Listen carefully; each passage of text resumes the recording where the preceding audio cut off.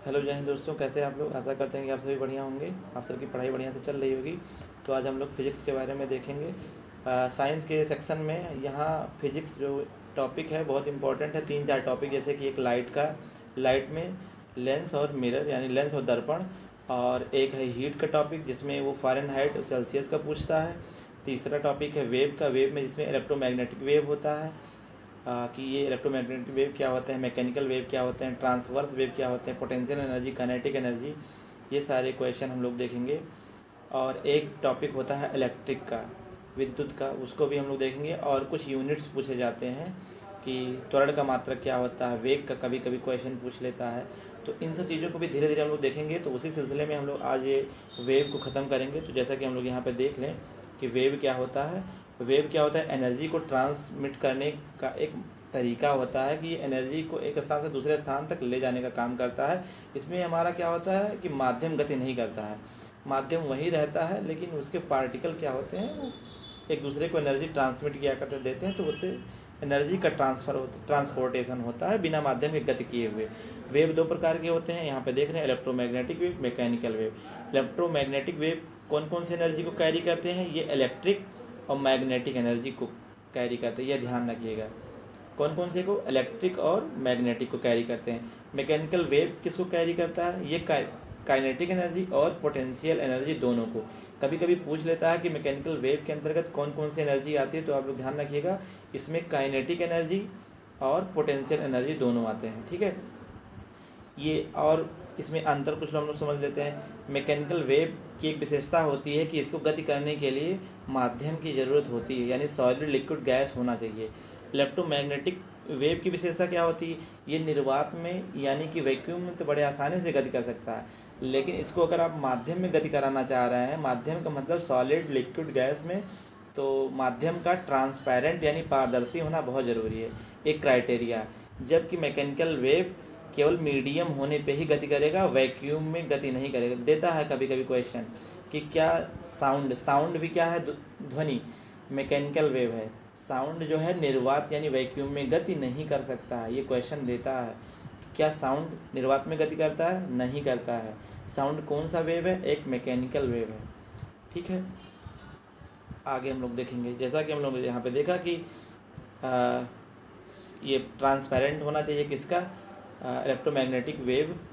अगर हम electromagnetic wave को किसी मीडियम में गति कराना चाह रहे हैं या गति करना चाहे वो, तो उस माध्यम का ट्रांसपेरेंट होना ज़रूरी है।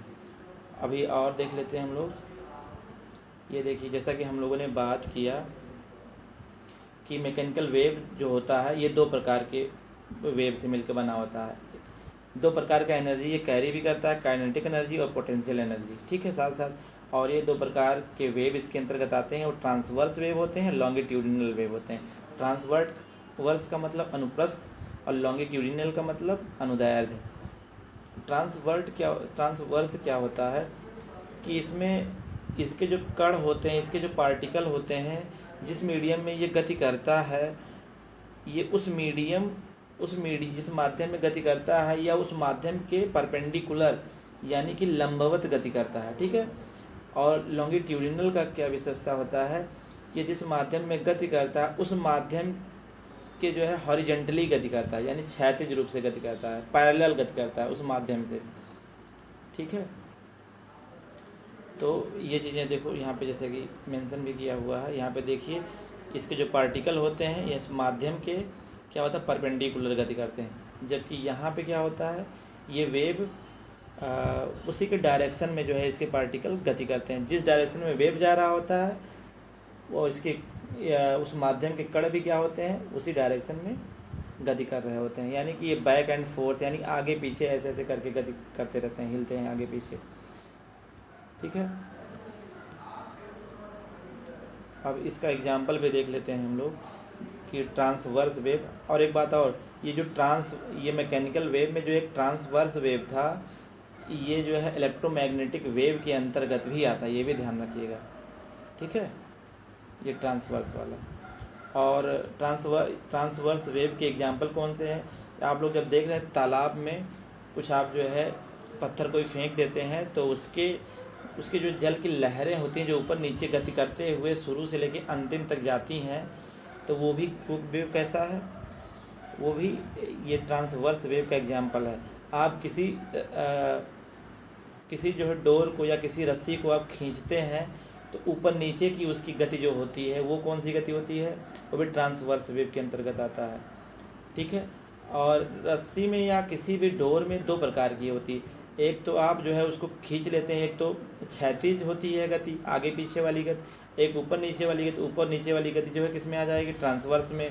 जो आगे पीछे वाली गति है रस्सी की वो किस में आ जाएगी, ये हमारा ट्रांसवर्स वेव, और ये लॉन्गिट्यूडिनल वेव में आ जाएगा। साउंड भी हमारा क्या होता है, लॉन्गिट्यूडिनल वेव में आता है। ठीक है, साउंड भी वेव इन स्ट्रिंग, ये जो क्षैतिज वाला गति है ये उसमें आ जाएगा लॉन्गिट्यूडिनल में। और इलेक्ट्रोमैग्नेटिक वेव के अंतर्गत ये महत्वपूर्ण आते हैं, आप लोग इसका ध्यान रखिएगा। ये क्वेश्चन पूछ लेता है कि इलेक्ट्रोमैग्नेटिक वेव में निम्नलिखित में से कौन से नहीं आते हैं। यहाँ पे देखिए ये इलेक्ट्रोमैग्नेटिक वेव के प्रकार हैं, रेडियो वेव है, माइक्रोवेव है, इंफ्रारेड वेव है, विजिबल है, यूवी रेज है, एक्स रेज है, गामा रेज है। गामा रेज का मतलब गामा रेज, एक्स रेज का मतलब एक्स रेज, यूवी का मतलब यूवी। विजुअल लाइट का मतलब दृश्य प्रकाश भी कहा जाता है। इंफ्रारेड को क्या बोला जाता है, अवरक्त भी बोला जाता है। क्या बोला जाता है, अवरक्त भी इसे बोलते हैं। माइक्रोवेव का मतलब माइक्रोवेव ही कहते हैं, सूक्ष्म तरंगे कहते हैं। रेडियो वेव का मतलब रेडियो वेव ही कहते हैं। और ये क्या करता है, वो 3 ऑप्शन तो इसमें से दे देता है कभी कभी, और एक ऑप्शन ना वो अल्फ़ा रेज दे देता है। तो अल्फ़ा रेज क्या होता है, इलेक्ट्रोमैग्नेटिक वेव के अंतर्गत नहीं आता है, ये आप लोग ध्यान रखिएगा। ठीक है, नेक्स्ट चलते हैं। अभी हम लोगों ने ऊपर डिस्कस किया था कि साउंड जो है, ये क्वेश्चन पूछा जाता है कि साउंड किस प्रकार का वेव है, तो आप लोग ध्यान रखिएगा साउंड जो है मैकेनिकल वेव है। यानी कि साउंड को गति करने के लिए क्या चाहिए, माध्यम चाहिए, सॉलिड लिक्विड गैस होना चाहिए। ये जो है साउंड हमारा वैक्यूम में गति नहीं कर सकता, ये भी पॉइंट बहुत महत्वपूर्ण है। हाँ, और साउंड का जो स्पीड होता है सबसे ज़्यादा किस में होता है, सॉलिड में होता है। फिर उसके बाद में कहाँ होता है, लिक्विड में होता है। सबसे कम कहाँ होता है, गैस में होता है। ये भी ध्यान रखिएगा। यानी कि साउंड हमारा क्या होता है, निर्वात में गति नहीं कर सकता। साउंड को गति करने के लिए हमको माध्यम सॉलिड लिक्विड गैस का होना जरूरी है। साउंड कैसा किस प्रकार का वेव है, ये मैकेनिकल वेव है, मैकेनिकल वेव। ठीक है, मैकेनिकल वेव में भी वो क्या है, लॉन्गिट्यूडिनल। ठीक है, स्पीड ऑफ साउंड देखेंगे। कभी कभी क्वेश्चन दे देता है कि निम्नलिखित में से किसमें जो है, किस माध्यम में साउंड का स्पीड ज़्यादा होगा। जैसे अगर 4 ऑप्शन दे दे, लिक्विड दे दे, सॉलिड दे दे, गैस दे दे, वैक्यूम दे दे, तो हमें क्या लगाएंगे, हम सॉलिड लगाएंगे, क्योंकि हम जानते हैं साउंड का स्पीड सबसे ज़्यादा कहाँ होता है, सॉलिड में होता है। ठीक है। अच्छा, अगर हमको ये वाला ऑप्शन दे दे, ये चारों दे दे कि साउंड का स्पीड किस में ज़्यादा होता है, एयर दे दे, आयरन दे दे, स्टील दे दे, वैक्यूम दे दे, तो मैक्सिमम लोग यहाँ पे क्या गलती करते हैं, वो ठोस जो है सबसे ज़्यादा आयरन को समझ के आयरन लगा देते हैं, लेकिन गलत है उत्तर। तो अगर ये आपको कभी भी आयरन और स्टील ऑप्शन में देता है, जैसे एयर में और वैक्यूम में तो कोई कन्फ्यूजन नहीं है, लेकिन अगर कोई इन दोनों में ठोस देखा है तो उसको लगता है कि आयरन है, लोहा है, लेकिन नहीं। आयरन और स्टील में सबसे ठोस कौन सा है, स्टील है। तो स्टील में साउंड की गति ज़्यादा होती है रदर देन आयरन के। ठीक है। अगर हमको ये चारों ऑप्शन दे देता, स्टील दे देता, वैक्यूम देता, वाटर एयर, तो ये तो फिक्स है कि स्टील का हो, क्योंकि यही सबसे ज़्यादा सॉलिड लग रहा है। ठीक। अगर हमको ये 4 ऑप्शन, अभी हम लोगों ने देखा कि जब आयरन स्टील दिया हुआ था तो हमने कहा था कि स्टील में सबसे ज़्यादा साउंड का होता है, लेकिन अगर आपको कभी एल्यूमिनियम भी मिल जाए इन तीनों में, ठीक है, कि सबसे ठोस कौन है, तो आयरन भी नहीं होगा, स्टील भी नहीं होगा, आंसर क्या हो जाएगा, एल्यूमिनियम हो जाएगा। तो हम लोग इसको भी ध्यान देंगे, ये क्वेश्चन आया हुआ कई बार। ठीक है। स्टील किन किन चीज़ों से मिलकर बना होता है, आयरन से और कार्बन से। स्टील की जो कठोरता का कारण क्या होता है, ज़्यादा हार्डनेस होने का कार्बन से, और इसीलिए जो है स्टील का में जो है साउंड का वेव, साउंड की स्पीड क्या होती है, ज़्यादा होती है। ठीक है। तो अगर हमको लोहा और स्टील दे रखा है तो उसमें स्टील में साउंड का स्पीड ज़्यादा होगा, और अगर हमको एल्युमिनियम भी दे रखा है, एल्युमिनियम भी दे रखा है, स्टील भी दे रखा है, लोहा भी दे रखा है, तो किस में साउंड की स्पीड ज़्यादा होगी, ये होगी हमारा एल्युमिनियम में। ठीक है। ये देखिए क्वेश्चन बहुत पूछा जाता है कि ब्रास, ये बहुत सारे हर एग्जाम में कॉमन सा क्वेश्चन है कि कभी कभी घूमता रहता है। ये ब्रास का मतलब पीतल किन किन चीज़ों से मिलकर बनता है, ये कॉपर और जिंक से मिलकर रहता है। अगर ट्रिक भी आपको कभी भूलिए तो पीतल का मतलब होता है कि किसी ने बुलाया कि पिताजी से, किसी ने कहा पिताजी, तो बेटे ने कहा काजी। काजी का मतलब क्या होता है, ये का मतलब हो गया कापर और जी का मतलब जिंक। तो पिताजी ने बुलाया किसे, पिताजी ने कहा सुनो, तो उसने कहा काजी। काजी का मतलब कॉपर और जिंक हो गया। ये देखिए कांस, ये कांस का मतलब आप लोग मंदिरों में घंटी जो देखते हैं वो ब्रॉन्ज ही होता है, वो टन टन करता है। तो आप टन टन से ये ध्यान रखेंगे, टन टन का मतलब टिन। और ये कॉपर तो कॉमन है, कॉपर पीतल में भी कॉमन है, कॉपर कांस में भी कॉमन है। लेकिन ब्रॉन्ज में एक एलिमेंट टिन को आप कैसे याद रखेंगे, क्योंकि ब्रॉन्ज ये घंटी में ही घंटी ब्रॉन्ज से ही बना होता है, तो घंटी टन टन करता है, टन टन से टिन टिन। ठीक है। और यहाँ पे गन मेटल में क्या क्या पाया जाता है, ठीक है। तो क्या करेंगे आप, इस ब्रास को इस और ब्रॉन्ज को यानी कि पीतल और कांस को मिला देंगे। देखिए इसमें कॉपर कॉपर कॉमन है तो एक एलिमेंट आप कॉपर का ले लेंगे, जिंक इसमें अलग है, जिंक भी ले लेंगे, टिन भी अलग ले लेंगे। तो इससे आपको याद हो जाएगा कि गन मेटल में कौन कौन से एलिमेंट पाए जाते हैं, कौन कौन से एलिमेंट का मिक्सचर होता है। ठीक है। और कभी कभी ये भी पूछ लेता है कि इसमें पीतल में कॉपर कितना होता है, पीतल के मिक्सचर में कॉपर 70% होता है, जिंक कितना होता है 30% होता है। तो ये ध्यान है कि कॉपर कितना 70 और जिंक 30। ठीक है। और ये जर्मन सिल्वर क्या होता है, जर्मन सिल्वर में सबसे फेमस क्वेश्चन तो ये पूछा जाता है कि इसमें बताइए सिल्वर कितना परसेंट है। लोग सिल्वर समझ के ना 2 4 10 20 50% मार ही देते हैं, तो वो गलत हो जाएगा। जर्मन सिल्वर में सिल्वर है ही नहीं, यानी कि कितना है 0% है। तो उसमें है क्या, इसमें आप लोग याद रखेंगे जर्मन यानी कि कजन। कजन निकला कहाँ, जर्मनी। कहाँ निकल गया, हाँ कजन, कजन निकला, कजन निकला कहाँ, जर्मन। यानी जर्मन यानी CU से कॉपर, Zn से जिंक, Ni से निकिल। तो जर्मन यानी कजन निकला जर्मन। तो जर्मन सिल्वर में क्या, कॉपर पाया जाएगा, जिंक पाया जाएगा, निकल पाया जाएगा।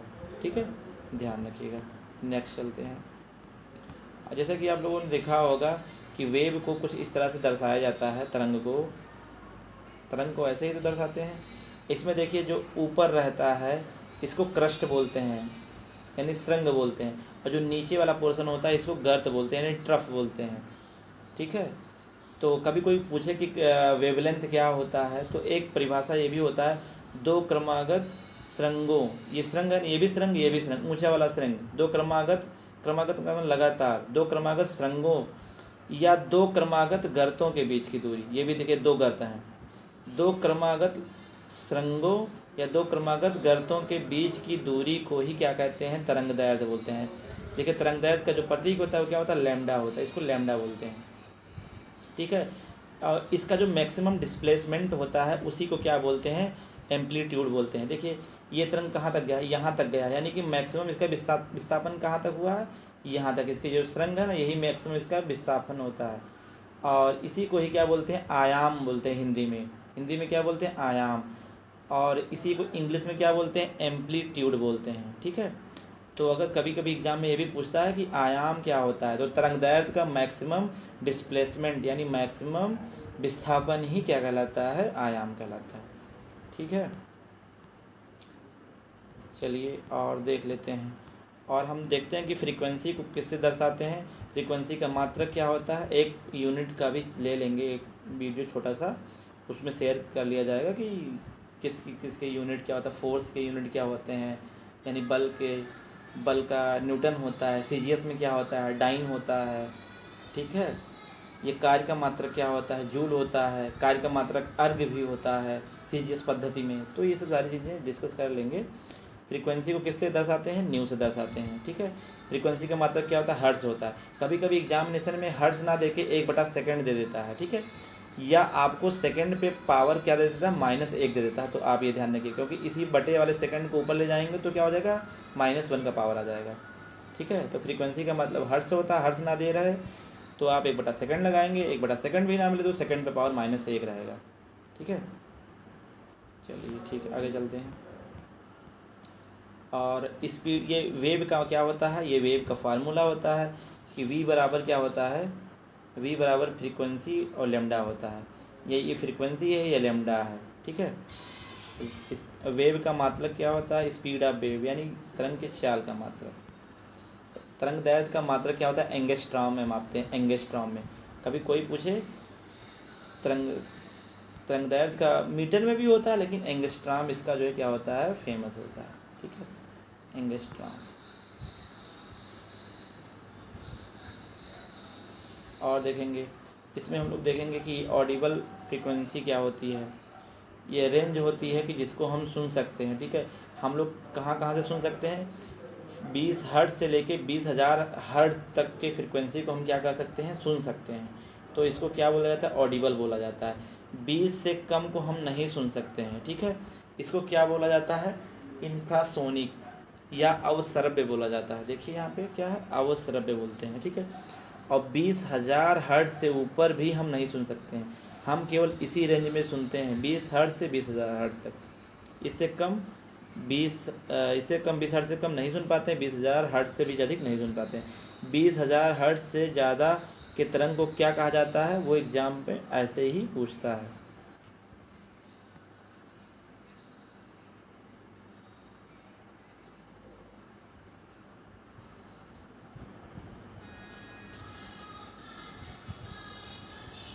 तो हम लोगों ने क्या देखा कि ये 20 से 20,000 हर्ट्ज के बीच तक सुनते हैं, इसको ऑडिबल बोलते हैं। 20 से कम नहीं सुन पाते, उसको इंफ्रासोनिक अवश्रव्य बोलते हैं। और 20,000 हर्ट्ज से ऊपर को क्या बोलते हैं? अवश्रव्य तरंगे बोलते हैं, ठीक है, अल्ट्रासोनिक वेव। तो ये ध्यान रखें, ऐसे क्वेश्चन का रेंज पूछ लेता है वो एग्जामिनेशन में, ठीक है। और जो जो इम्पोर्टेंट है उसको हम लोग डिस्कस करेंगे। क्वेश्चन तो इसमें आते नहीं हैं। हाँ, ये क्वेश्चन ये इम्पोर्टेंट है, ठीक है।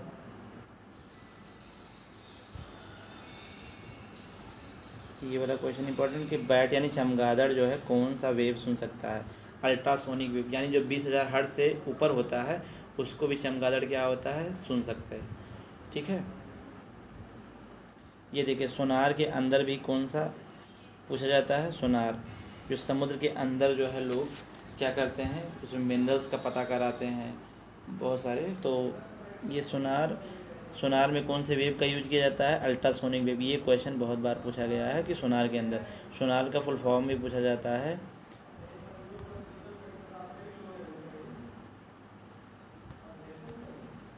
देखिए यहाँ पे ये भी बताया गया कि बड़े बड़े जानवर जैसे हाथी हुआ, गैंडा, वेल, ये सब क्या सुनते हैं? अवसरग तरंगों को सुन सकते हैं, ठीक है। अवसरग तरंगों का मतलब इंफ्रासोनिक वेव, ठीक है। और देखते हैं, हाँ एक बात और, इसमें ये क्वेश्चन बहुत बार पूछा गया है। ये फ्रीक्वेंसी में और पिच में, पिच का मतलब क्या होता है? फ्रीक्वेंसी का मतलब आवृत्ति, पिच का मतलब क्या होता है? तारत्व बोलते हैं उसको। तो कभी कभी पूछता है कि ये बॉयज़ की फ्रीक्वेंसी ज़्यादा होती है कि बॉयज़ की पिच यानी तारत्व ज़्यादा होता है।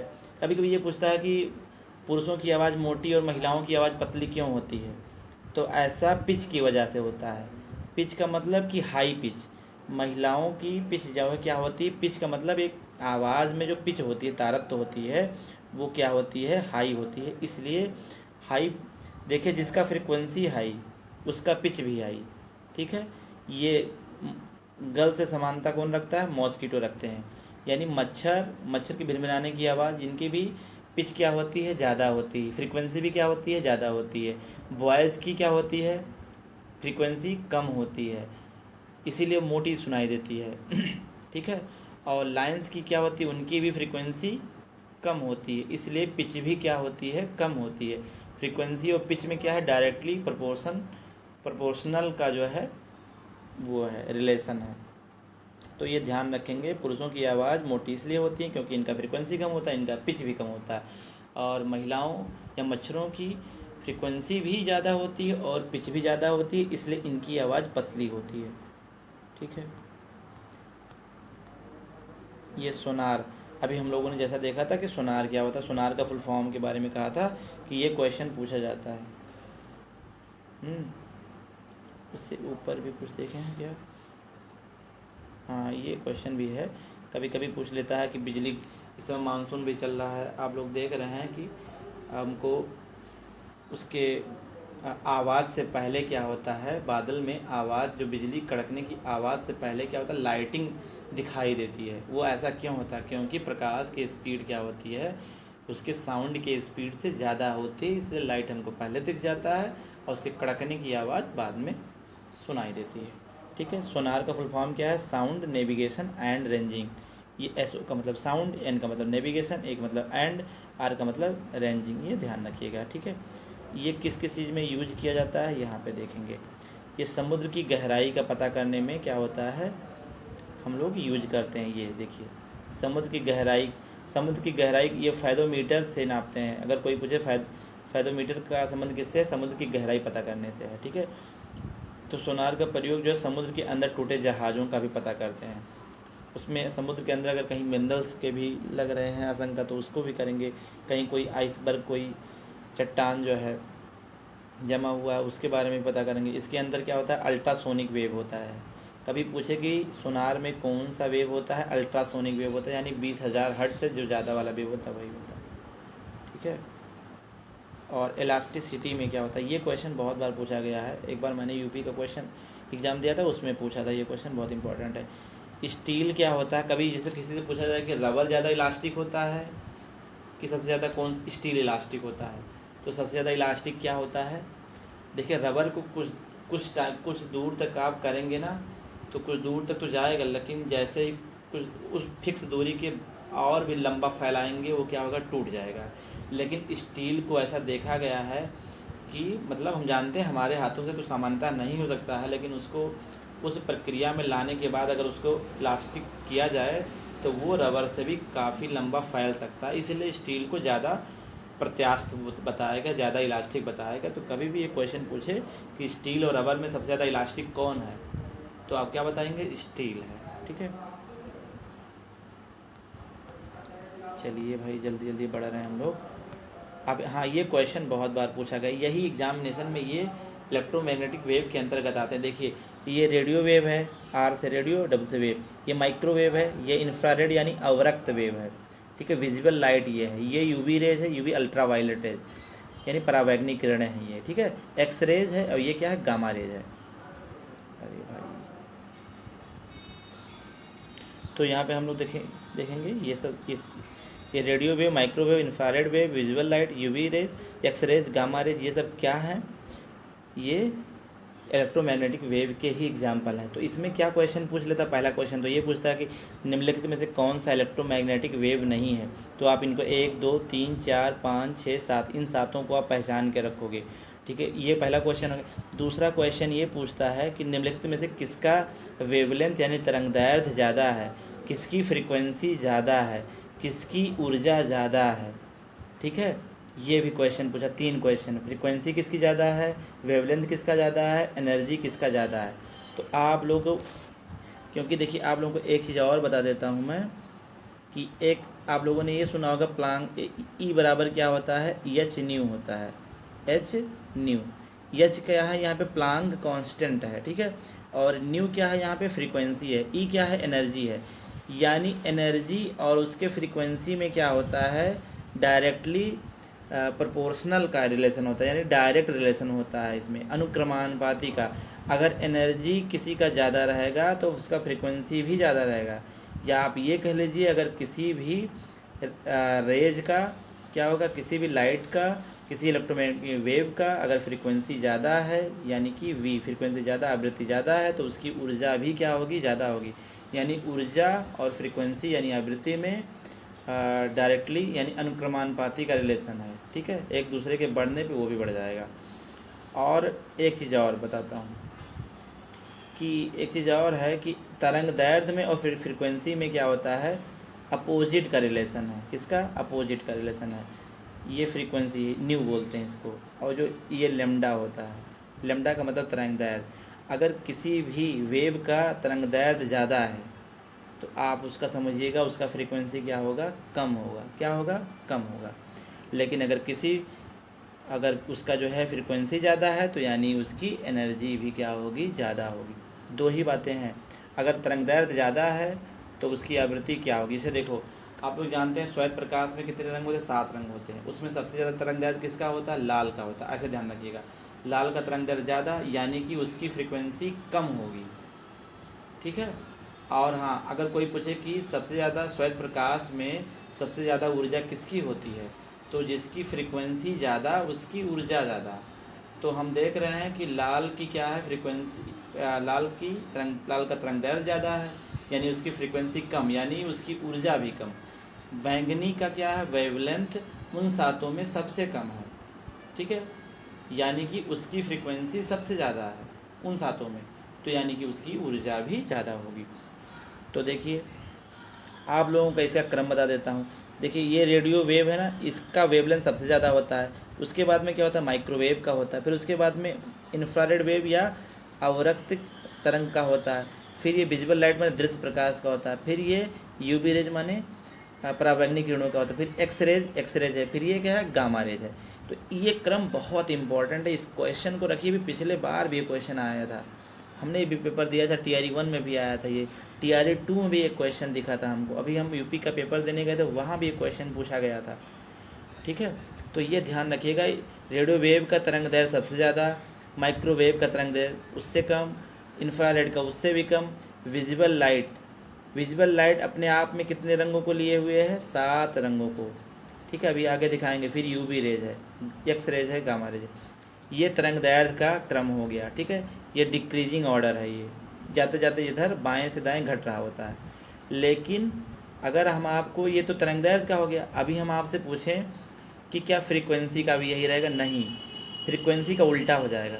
अब देखिए, इसका तरंग दैर्ध्य क्या है, सबसे ज़्यादा है, यानी इसकी फ्रीक्वेंसी सबसे कम हो जाएगी, यानी अब इधर फ्रीक्वेंसी क्या होगी, बढ़ती चली जाएगी बाएं से दाएं। तो सबसे ज़्यादा फ्रीक्वेंसी की बात की जाएगी तो इन सब में किस में होगी, अगर इलेक्ट्रोमैग्नेटिक वेव में सबसे ज़्यादा फ्रीक्वेंसी की बात की जाए तो गामा रेज की होगी। अगर सबसे ज़्यादा वेवलेंथ की बात की जाए तो वो किसकी होगी, रेडियो वेव की होगी। अगर सबसे ज़्यादा ऊर्जा की बात की जाए, ऊर्जा का मतलब जिसका फ्रीक्वेंसी ज़्यादा उसका ही ऊर्जा भी ज़्यादा, तो गामा रेज की फ्रीक्वेंसी ज़्यादा है तो गामा रेज की ऊर्जा भी ज़्यादा होगी। ये 3 पॉइंट हैं, जिसका फ्रीक्वेंसी ज़्यादा उसका ऊर्जा ज़्यादा, और जिसका तरंग दैर्ध्य ज़्यादा उसका फ्रीक्वेंसी कम, ठीक है। और अभी हमने बताया था जो पिच वाले केस में, जिसका तरंग दैर्ध्य, जिसका फ्रीक्वेंसी ज़्यादा उसका पिच भी ज़्यादा, उसकी आवाज़ पतली, ठीक है। अब आगे देखते हैं ये वाला क्वेश्चन। अगर आप लोगों को इसमें कोई डाउट भी होगा तो आप लोग कमेंट भी कर सकते हैं। आप लोग कोई भी डाउट रहे इस BPSC एग्जामिनेशन से रिलेटेड, कोई भी जो टॉपिक आप लोग चाहते हो कि मैं वो कराऊं, तो आप लोग वो सजेशन हमें दे सकते हैं। देखिए, इसमें पूछ रहा है कि विच ऑफ द फॉलोइंग, इसमें पूछ रहा है which of the following is not electromagnetic wave. अब इसमें देखिए, आपको क्या करना है, इसमें से देखना कि कौन सा इलेक्ट्रोमैग्नेटिक यानी कि विद्युत चुंबकीय तरंग नहीं है। एक्स रेज है, साउंड वेव है, रेडियो वेव है, विजिबल वेव।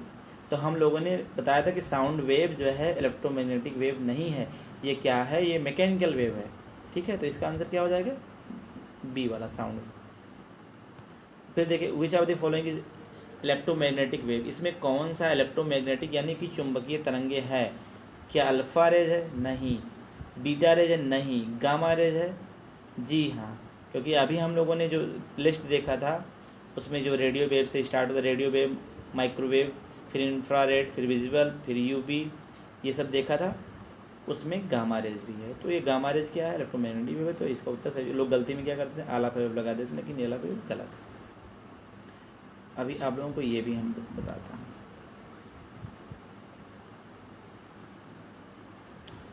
देखिए, ये ध्यान रखिएगा,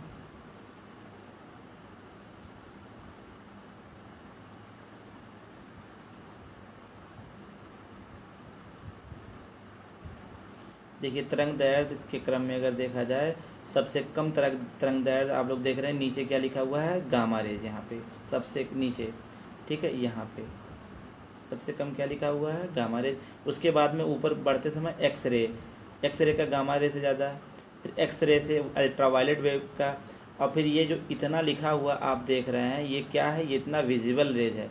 विजिबल रेज भी अपने आप में 7 है, ठीक है, 7 है। तो इसमें देखिए सबसे कम किसका है, बैंगनी का तरंग है, तरंग दैर्ध्य है। फिर इंडिगो में नीला का है, आसमानी, फिर ब्लू है, फिर ग्रीन है, फिर येलो है, फिर ऑरेंज है, फिर रेड है। फिर उसके बाद में किसका तरंग दैर्ध्य ज़्यादा है? इंफ्रारेड का ज़्यादा है। फिर इंफ्रारेड से भी ज़्यादा किसका है? माइक्रोवेव का है। फिर माइक्रोवेव से भी ज़्यादा तरंग दैर्ध्य किसका है? रेडियो वेव का है। तो ये तरंग दैर्ध्य के क्या है? बढ़ने का क्रम है ऊपर से नीचे। Gamma, X ray, ultra red, visual rays, infrared, microwave और फिर रेडियो वेव। अच्छा, एक चीज़ इसमें और पूछता है कि उनका जो है क्या होता है कि ये क्वेश्चन बहुत पूछता है। हाँ, ये क्वेश्चन बहुत इंपॉर्टेंट है कि इसमें पूछा जाता है एक चीज़ कि निम्नलिखित में से किसका विचलन कोण ज़्यादा होता है। जैसे कि ये देखिए, इतने ये क्या है? ये विजुअल रेज हैं। ये विग्योर है ना, VIBGYOUR, violet, indigo, blue, green, yellow, orange, red. इसमें सबसे ज़्यादा जो है विचलन किसका होता है? ठीक है, तो जिसका तरंग दैर्ध्य ज़्यादा, देखिए ये क्या है? ये प्रिज्म है। ये प्रिज्म से जब श्वेत प्रकाश को गुजारा जाता है तो ये क्या होता है? यहाँ पे जो आप लोगों को दिखाया गया है, ये डिस्पर्जन ऑफ लाइट दिखाया गया है। यानी डिस्पर्जन ऑफ लाइट का मतलब क्या होता है कि रंगों का अलग अलग टूटना, बिखरना, ये क्या होता है? इनका डिस्पर्जन होता है। तो उसी में जो है ये क्या होते हैं कि विचलन शो करते हैं। इनको जिधर जाना चाहिए था उधर ना जाके थोड़ा विचलन, ये इनका यहाँ से जो है ये क्या हो गया है? ये इनको आधार लिया गया कि यहाँ से विचलित हुए। तो इसमें आप लोग देखिए, जिनका तरंग दैर्ध्य, यहाँ देखिए वायलेट नीचे, यहाँ पे वायलेट का क्या है? ये विचलन, अगर इससे लिया जाएगा विचलन कोण तो क्या है? ये सबसे ज़्यादा है। ठीक है, यानी कि जिसका तरंग दैर्ध्य कम उसका विचलन सबसे ज़्यादा। और लाल का देखिए आप, तरंग दैर्ध्य क्या है? ज़्यादा है, उसका विचलन देखिए क्या है? यहाँ पे देखिए, ये इसका विचलन क्या है? इतना ही है। कितना है विचलन? इतना ही है। और बैंगनी का विचलन क्या है? यहाँ। यानी जिसका तरंग दैर्ध्य ज़्यादा उसका विचलन कम, और जिसका तरंग दैर्ध्य कम उसका विचलन ज़्यादा। यानी कि ऊपर से नीचे जाने पे क्या होगा? विचलन कोण का मान घटता जाएगा। ठीक है, तो लाल का विचलन सबसे कम श्वेत प्रकाश रंगों में, फिर उससे ज़्यादा ऑरेंज का, उससे ज़्यादा येलो का, उससे ज़्यादा ग्रीन का, उससे ज़्यादा ब्लू का, उससे ज़्यादा इंडिगो का, उससे ज़्यादा वायलेट का। सबसे ज़्यादा श्वेत प्रकाश में वायलेट में ही होता है। सबसे ज़्यादा क्वेश्चन इसी में ही पूछा जाता है, श्वेत प्रकाश में पूछा जाता है। तो ये भी इम्पोर्टेंट है, इसको भी ध्यान रखेंगे। चलिए ठीक है। सबसे कम वेवलेंथ किसका होता है? गामा रेज का होता है, ये भी ध्यान रखिएगा। सबसे कम वेवलेंथ यानी सबसे ज़्यादा फ्रीक्वेंसी, और सबसे ज़्यादा एनर्जी भी ज़्यादा इसकी होती है। इंफ्रारेड वेव क्या होता है? कोई भी वस्तु अगर गर्म है, हीट है, तो उससे कौन सी वेव निकलती है? उससे इंफ्रारेड निकलती है। इंफ्रारेड वेव को ही तापीय विकिरण भी कहते हैं। ठीक है, अगर कोई भी चीज़ गर्म, जहाँ तक कि देखिए अंगीठी में लोग ठंडी में जलाते हैं कोयला वेला, उससे भी क्या निकलता है? इंफ्रारेड वेव निकलता है। ये भी क्वेश्चन पूछा हुआ है। और इन श्वेत प्रकाश रंगों में ना, उनको 7 रंगों में सबसे पहले किसने बताया कि श्वेत प्रकाश यानी विजुअल लाइट क्या 7 रंगों में विभक्त है? उसको न्यूटन ने सबसे पहले बताया था। ये भी पूछा जाता है, ये भी ध्यान रखिएगा। चलिए जल्दी जल्दी बढ़ते हैं। और ये जैसा कि मैंने बताया था आप सभी को कि फ्रीक्वेंसी और वेवलेंथ का इन्वर्सली प्रोपोर्शनल रिलेशन होता है। यानी अगर फ्रीक्वेंसी ज़्यादा है तो उसका वेवलेंथ कम होगा। हाँ, ये है कि फ्रीक्वेंसी ज़्यादा है तो एनर्जी भी ज़्यादा होगा। ठीक है, यहाँ पे देखिए क्वेश्चन क्या दे रखा कि मैक्सिमम वेवलेंथ किसका है, यानी कि मैक्सिमम तरंग दैर्ध्य किसका है। ये देखिए क्या है? ये विजुअल लाइट है। ये क्या है? इंफ्रारेड वेव है, एक्सरे है, यूवी रे है। ठीक है, तो सबसे ज़्यादा वेवलेंथ हम लोग देखे थे कि सबसे ज़्यादा किसका होता है? रेडियो का होता है। रेडियो के बाद में सबसे ज़्यादा किसका होता है? माइक्रो का होता है। और फिर माइक्रो के बाद में किसका होता है? इंफ्रारेड का होता है। इंफ्रारेड के बाद में किसका होता है? फिर विजुअल रेज का होता है। और तो इसमें देखिए इंफ्रारेड ही दे रखा है, इसमें रेडियो माइक्रो दे नहीं रखा है, तो फिर क्या हो जाएगा? इंफ्रारेड का तरंग दैर्ध्य ज़्यादा हो जाएगा। ठीक है, नेक्स्ट चलते हैं। ये क्वेश्चन पूछा जाता है ऐसे ही। देखिए कोई भी वस्तु अगर गर्म है या फिर हीट है या अंगीठी ठंडी में जलाया जाता है तो उससे कौन सा वेव निकलता है? उससे कौन सी रेज निकलती है? इंफ्रारेड रेज निकलती है, यानी कि अवरक्त तरंगें निकलती हैं। ठीक है, ये क्वेश्चन को हम लोग ध्यान रखेंगे। और ये देखिए निर्वात में सभी विद्युत चुंबकीय तरंगें क्या होती है? समान। हाँ, कोई पूछे कि इलेक्ट्रोमैग्नेटिक स्पीड की निर्वात में क्या होती है, तो जो लाइट की स्पीड होती है, जिस स्पीड से लाइट जो है गमन करती है, उसी स्पीड से इलेक्ट्रोमैग्नेटिक वेव भी करती है। ठीक है। और नेक्स्ट क्वेश्चन क्या है, विद्युत चुंबकीय तरंगों को चलने के लिए किसी माध्यम की आवश्यकता नहीं होती है, या निर्वात में भी चल सकती है। बिल्कुल चलती है ये। अगर आप माध्यम में चला रहे हैं इसको, तो उसमें माध्यम क्या होना चाहिए, ट्रांसपेरेंट यानी पारदर्शी होना चाहिए। हम लोगों ने ऊपर देखा था। ठीक है। देखिए, किसी दिए हुए पारदर्शी माध्यम में रेडियो तरंग की चाल अधिकतम, सबसे ज़्यादा रेडियो तरंग की चाल क्या होती है, अधिकतम होती है। और सबसे कम किसकी होती है, गामा किरणों की होती है। ये भी इम्पोर्टेंट है स्पीड के मामले में। सबसे ज़्यादा जिसकी सबसे ज़्यादा तरंग दैर्घ्य सबसे ज़्यादा जिसकी, उसकी स्पीड भी ज़्यादा। ठीक है, क्योंकि हम लोगों ने क्या देखा था, v बराबर 1 होता है फ्रीक्वेंसी गुणे लैम्डा। ठीक है, तो हम लोगों ने क्या देखा, जिसका तरंग दैर्घ्य ज़्यादा उसकी क्या, उसकी स्पीड भी ज़्यादा होगी। ये भी डायरेक्टली रिलेशन है, तो ये भी ध्यान रखेंगे। और गामा की तरंग दैर्घ्य कम तो उसकी स्पीड भी कम।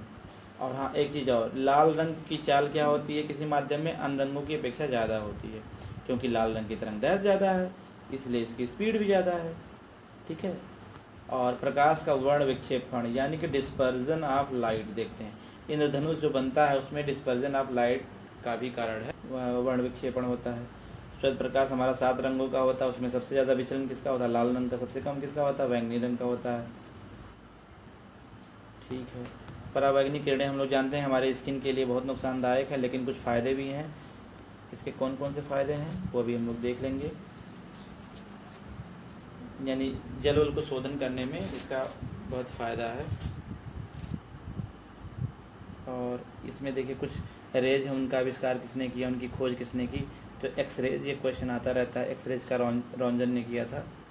ठीक है। भौतिकी का सबसे पहला पुरस्कार इन्हीं को मिला था, नोबेल पुरस्कार। रेडियो वेव देख लेंगे। रेडियो वेव का आविष्कार किसने किया था, हर्ट्ज ने किया था। रेडियो, क्योंकि रेडियो में आप लोग जानते हैं फ्रीक्वेंसी होती है, फ्रीक्वेंसी का हर्ट्ज होता है, तो रेडियो वेव का आविष्कार हर्ट्ज ने किया। माइक्रोवेव का आप लोग जानते हैं कि हमारे जो जगदीश चंद्र बोस थे, उन्हीं के साथ मार्कोनी मिलके इन्होंने ही किया था, जेसी बोस मार्कोनी ने मिलके माइक्रोवेव का। इंफ्रारेड वेव का किसने किया था, विलियम हर्शल। हर्शल का मतलब हंसने से संबंधित है। और ऐसे ही बना लीजिए, ट्रिक बना लीजिए कि अंगीठी से जब सिकाई करते हैं तो उसी में हंसते भी हैं, तो ऐसे इंफ्रारेड वेव हर्शल हो जाएगा। यूवी रेज का किसने किए थे, UVR, यहाँ RST UV ऐसे कर लीजिएगा तो यहाँ रिटर हो जाएगा। गामा रेज, यहाँ जो है आप कर लीजिएगा, इसका क्या कर लेंगे, सारे गामा पकड़ लीजिएगा। गामा का क्या, पॉल बिलर्ड और हेनरी बैकरूल ने किया था। ठीक है। श्वेत प्रकाश 7 रंगों से मिलकर सबसे पहले न्यूटन ने बताया। रेडियम की खोज किसने की, मैडम की क्यूरी, उनके पति पियरे क्यूरी ने किया। ये रिमोट में कौन सा वेव पाया जाता है, तो आप लोग ध्यान रखिएगा, इंफ्रारेड वेव पाया जाता है। अच्छा, जो हम लोग लाइटर यूज करते हैं सिलेंडर में, तो कौन सा गैस पाया जाता है, प्रोपेन और ब्यूटेन का मिश्रण होता है, आइसोब्यूटेन होता है। ठीक है। लेकिन अगर ये पूछा जाए कि उसके लाइटर में कौन सा होता है, तो उसमें ब्यूटेन होता है। लाइटर जो जलाया जाता है। इसमें रेडियो वेव के एग्जांपल कौन से, रेडियो वेव का ये फुल फॉर्म बहुत important, radio detection and ranging. Radio detection and ranging, ये इंपॉर्टेंट है। ठीक है। ये माइक्रोवेव का एग्जांपल कौन कौन सा है, जो हम लोग मोबाइल यूज करते हैं, वाईफाई यूज करते हैं, ब्लूटूथ करते हैं, रडार जो पुलिस करते हैं, जो माइक्रोवेव ओवन में चूल्हा आता है खाना बनाने वाला, वो माइक्रोवेव उसमें इस्तेमाल होता है। इंफ्रारेड वेव क्या होता है, इंफ्रारेड वेव इसमें नाइट विजन जो कैमरा होता है ना, वो उसमें लगता है, टीवी रिमोट, ये सब क्या होते हैं, इंफ्रारेड वाले होते हैं।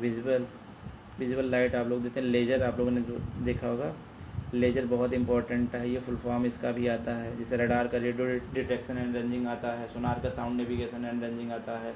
लेज़र का क्या होता है, लाइट एम्पलीफिकेशन बाई, ये लेज़र का फुल फॉर्म भी पूछता रहता है, light amplification by stimulated emission of radiation. इसमें पूछता है कि लेज़र में कौन सा लाइट का प्रयोग किया जाता है, तो आप लोग जान रखिएगा, विजिबल लाइट का प्रयोग किया जाता है।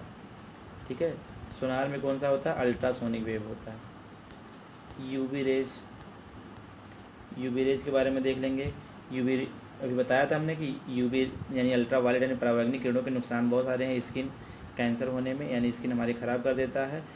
और लेकिन फ़ायदे भी इसके हैं कि पानी के प्यूरिफिकेशन में यानी पानी के शुद्धिकरण में भी इसका यूज़ होता है, और विटामिन डी के फॉर्मेशन में भी इसका यूवी रेज का इस्तेमाल होता है। ये इंपॉर्टेंट है। हाँ, एक इम्पॉर्टेंट क्वेश्चन ये भी है कि फॉरेंसिक वाले जो रियल और फेक बनाते हैं ना, उसमें भी इसका यूज होता है। और एक्सरेज में जो रेडियोग्राफी करने में और जो गांठ वाँठ को जो है ख़त्म करने में, सीटी स्कैन में कौन सा ये भी एक्सरेज ही यूज होता है इसमें। और किसी भी मॉलिक्यूल का स्ट्रक्चर पता करने में भी एक्सरेज का होता है। यहाँ तक कि हम हमारी बॉडी का भी स्कैन करने के लिए हम ये कराते हैं, एक्सरेज कराते हैं कहीं पे कि कहीं क्रैक है या क्या है। तो ये सब सारे कुछ महत्वपूर्ण जो है क्वेश्चन है वेव से रिलेटेड। आगे अगले टॉपिक में हम लोग जो है वेव ख़त्म ही हो गया है, आगे लाइट के टॉपिक में हम लोग लेंस देख लेंगे और मिरर देख लेंगे। और धीरे धीरे करके इन सब दिनों में, कुछ ही दिन हैं लेकिन इन सब में जो है पूरा कवर करने का पूरा प्रयास करेंगे आप लोग। इसी के साथ इस वीडियो को एंड करते अपना आप लोग ध्यान रखिएगा, खुश रहिएगा, मस्त रहिएगा। जय हिंद।